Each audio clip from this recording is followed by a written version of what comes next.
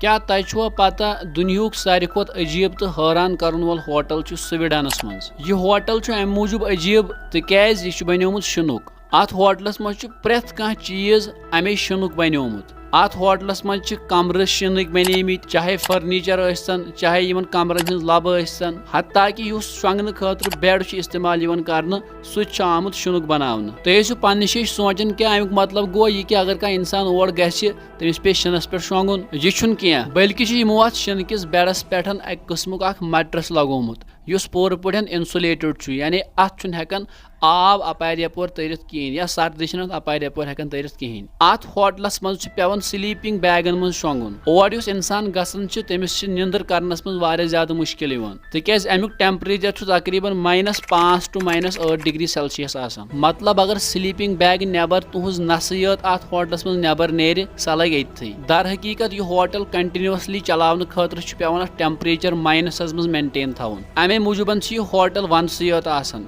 तो बहरस यम साथ temperature increase गसान यह होटल पिघलान, तो पे बे वहर नयसर बनावन। अत होटलस मज अख रात बितावन खतर तकरीबन $800 पे $900 पेवन खर्च करें, यह गो तकरीबन $1,00,000। तो ٲسِو पन्ने शेष सोचन कि कुस इंसान दी शिनस पे शोंगन खतर $1,00,000, मगर दुनिया मज शौकीन लुकन हिंज कह कमी। अजकिस वीडियोस मज युत। अल्लाह ताला थैनो सलामत।